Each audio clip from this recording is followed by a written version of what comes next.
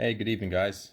It's Sunday evening, January 10th. And I just wanted to check in a little bit and talk a bit about my fitness goals for this year because I think a bit of my experience and the things I've been doing hopefully will help and resonate with people who are also trying to either start or restart a fitness journey and just getting into shape overall. If you followed my videos for some time, you know that my name is John. In January of 2019, I started this channel with the hope of chronicling a journey over the next few years to really improve my life in a number of different areas. I'm not here to sell anything. All I'm here to do is share some of the experiences I've had, grow and chronicle it along the way with the hopes of later trying to help offer someone the same kind of assistance.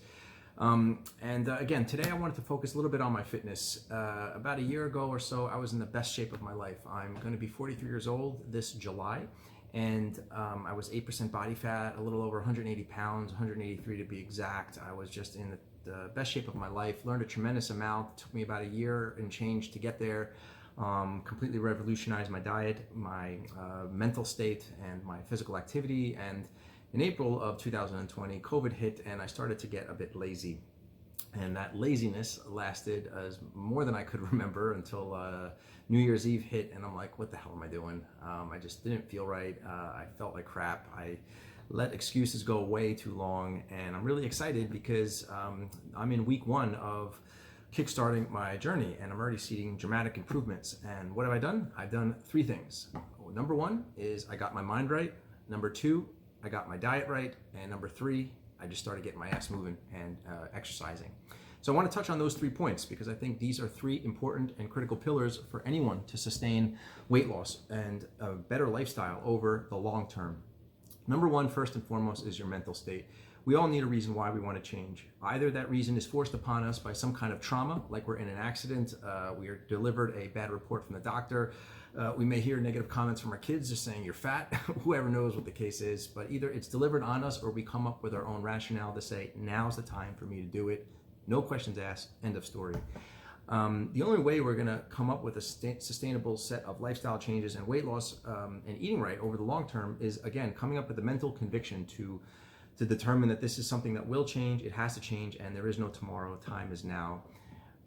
We all need to take a good look inside ourselves. We all need to flush away the reasons why in the past we tried to do something and nothing worked. We all need to flush excuses down the toilet, flush fear down the toilet, get out of our own way, get out of our own head, just set a change. Set a goal.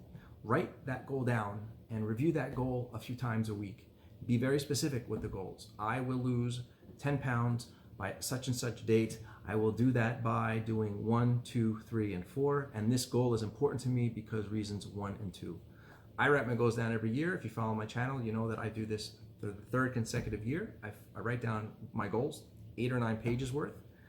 Once a quarter, I'll check in on how the goals are doing. And at the end of the year, I do a year-end review. So we got to get our mind right. You need to sit by yourself, really look in the mirror, as crazy as it sounds, and come up with the conviction of why now's the time for you to change.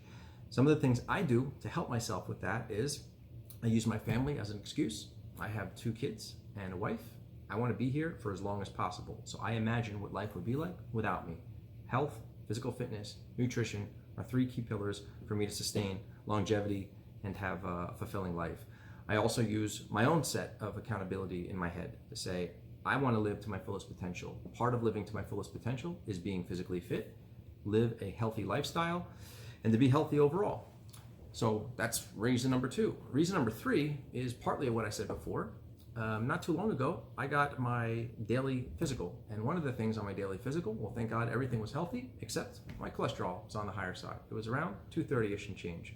The year before, through my new lifestyle and diet, I reduced my cholesterol from 231 to 181. Amazing. Felt amazing. Felt great. I've had higher cholesterol for most of my life. And the fact that I did it on my own without any medication or any prescriptions, it was just nutrition and diet and commitment and perseverance. That's it. So that's more the ways I find myself to say, I will wake up every day with a sense of conviction of what I want to do. The other thing I do to get my mind right is, as I said, I write down my goals and I review those goals every morning between 5 and 6 a.m. I'm going to do a morning rituals goal of what I do in the morning for the first 1 hour. It may blow your mind to see how much stuff I actually achieve in the first hour when most people are sleeping. But one of the things I do is I read my goals. And I don't just read them. I will do X, I will do Y. I actually walk around a room with nice music playing, and I read those goals with passion and with conviction. Why? Because it will feed my brain the thoughts that I need to consider all day long. When I have the mentality that I want to do something, the habits you develop during the day will be directly reflective of the things you feed your brain.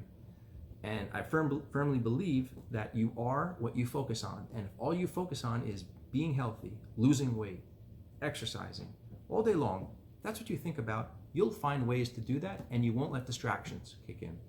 I can't tell you how many small little habits I had that grew, that were bad habits. For example, for about 18 months, I did nothing but eat healthy. Nothing but eat healthy. And I do intermittent fasting and I exercise. That developed such an amazing lifestyle for me. COVID hit, gyms were closed, everyone was home, quarantine. I started feeding my brain excuses. Yeah, the gyms are closed. What's one cookie? What's a few chips? What's a little Starburst? And then your brain gets tricked and says, aha, if this is the guy, if this is what we need to do to this guy to trick him into doing one thing, let's do one. And later, let's do two. Let's do three. And before you know it, a few weeks or months go by, you're eating like you never eat before, you're not feeling right, and it's something that will never stop and will never go away. I firmly believe you're gonna wake up every day and you're gonna fight a series of battles. And most of those battles are in your head. You win those battles enough times, you develop a strong wall. That wall is a strong filter that blocks out negativity, keeps in positivity, blocks out excuses, blocks out little, hints or little cookie crumbs that try to lead you to a path you don't want to go down. And unless your mind is right every day, you can slowly fall down bad habits. So I apologize for going down a bit of a rat hole, but I can't stress enough how much I realize our mental state, the things we think about, the things we hold ourselves accountable to, will be a direct and probably the strongest pillar that will sustain change over the long term. That's number one. Number two, diet. Nobody likes hearing it, but we feed ourselves so much crap during the day. It's truth. Processed foods, preservatives, non-natural foods, which our body needs for 7 days. 7 days. I've eaten 0 processed foods. I've eaten 3 or 4 meals a day. Anything I put in my mouth was either plucked from a tree or grew from a ground. Maybe some slight exceptions would be something like Greek yogurt, where it is going through a manufacturing process. But one principle that I have, which I didn't make up myself, it's coming from a book I'm reading, or emphasized again through a book I'm reading called Clean and Lean by Dr. Ian Smith, is whatever you eat, if the number of ingredients in whatever you're eating is greater than 7, it's most likely processed food and something you shouldn't eat. So that's the principles I've been following. And would you know that in 1 week, with the combination of that and a good amount of exercising, which I'll talk about in a moment, I've lost almost 5 pounds. Not even lying. I'll put a few pictures in a moment showing you my before and after.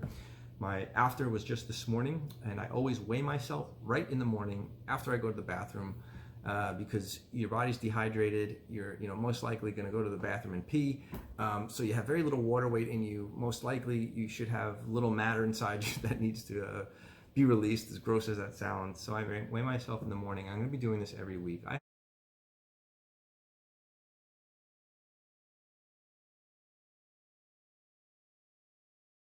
I have a goal that by the end of the year, I want to reach 180 pounds with less than 10% body fat. At the start of the year, I was 197 pounds. I don't know what my body fat is because the gyms were closed, I couldn't go through a body scan test. I'd rather not know, but I will check in every quarter. I think my next check-in is going to be March, where I'll do my first official weigh-in and get a body scan. And I really think that goal is totally achievable. So the food I'm eating is under increased scrutiny, and I'm also under strict guidelines around alcohol content. If I were to drink, I'll drink a light beer, Corona Light, Heineken Light, Coors Light, whatever, but no more than 2 12-ounce cans or bottles. And if I have any red wine, I won't have more than a modest glass, 1. That's it. Water, black coffee, seltzer, sparkling, whatever. That's all I've been doing for 1 week. And I feel great, honestly. Yeah, sure, it's hard. Yeah, sure, sometimes I have to slap my hand when it wants to reach for something unhealthy. But you can be shocked if you really look hard enough. It's not as expensive. You know, people think, oh, eating healthy is expensive. Not entirely as much as you think. You could really find quality foods, foods that are tasty as well. I have grilled cheese, but it's got to be 100% whole wheat and organic cheese. But you can have healthy foods. Just, you know, be careful on how, you know, you see what the ingredients are. And the other thing that helps is intermittent fasting. I do intermittent fasting, which means I have an eating window of 8 hours. I eat normally from 12 to 8 p.m. and I don't eat until 12 p.m. the following day.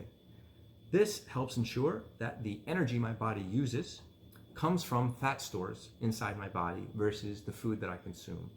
This to me has been a game changer in the sense of how I feel and feeling that my body is sort of regulating itself, regulating its blood sugar, keeping insulin in check, keeping my cholesterol on the lower side, because the body is actually burning fat instead of just using its food, the food that you consume for energy. It's also putting our cells under a bit of stress that constantly has it work, which means it may fight off certain types of infections and maybe even certain types of diseases. I don't know. All I can tell you is for about 18 months, up until between April and December of last year, I did intermittent fasting and it worked phenomenal. It's not a starvation diet, it's a meal timing diet, and all it's doing is controlling the time windows when you eat. And then the first meal I have is coincidentally around 12 p.m., sometimes 11 p.m. if I finish my last meal earlier. You don't have to be that extreme. Try eating for 12 hours and not eating for 12 hours. And by the way, 6 of those 12 that you're not going to eat are probably sleeping. So definitely would encourage you to research it. I'm a firm believer in it. I'm not a believer in keto because even though I've tried keto, mostly because of keto is I don't feel it's sustainable over the long term. But that's just my non-biased opinion. I'm not a doctor. I'm not an expert in it, but it's something that I did try for 3 months and I really wasn't crazy about it. Intermittent fasting paired with clean eating seems to be the right equation for me personally. The last topic, exercise. Nothing fancy, guys. I am fortunate enough because I did acquire a really nice treadmill about 10 months ago. It's a Nordic Track. It has a screen. It uses an app called iFit, so I can watch videos of people running, and you actually, you know, do a combination of running, hop off the treadmill, do certain exercises like pull-ups, planks, sit-ups, squats, burpees. Really interactive, plays music. It's great, and I've committed to doing high intensity training, which means I run to a point where I'm achieving about 80% of my maximum heart rate for about 30 seconds to a minute at the top end. No less than for 30 minutes a day, up to 4 days a week. So for this week, I've done that consistently. Sometimes I did it during the afternoon. Days like today, where I'm spending more time with my family, I do it after the kids are asleep. And I've committed to that. Actually, I did it 5 days. So week number 1, I killed it with my mental game, waking up on the early side, reviewing my goals, doing things in the morning like meditating, that's getting my mind right, killed it with my diet, and kept up with my exercising. Sorry, I had to plug in my phone. My phone was dying. But I'm going to wrap it up here, guys. All I'm trying to do is, you know, really want to capture the point to say things are not easy. You really got to commit to yourself to changing, and it's up to you to stick with it. Find your reason for why. Find a reason for waking up in the morning. What vision are you chasing? What goal are you chasing? What vision do you have of yourself? And if you do that with consistency, write your goals down, read them every day. You'll find ways through the confusion. The hardest part is the first step. Take that first step. Believe in yourself. Squash fear the moment it comes into your head. Squash excuses. I don't care what happened in the past. Today's the day you're going to start, and today's the day you're going to really have a different outlook on life. Thank you guys so much. I hope this video finds you well, and until next time.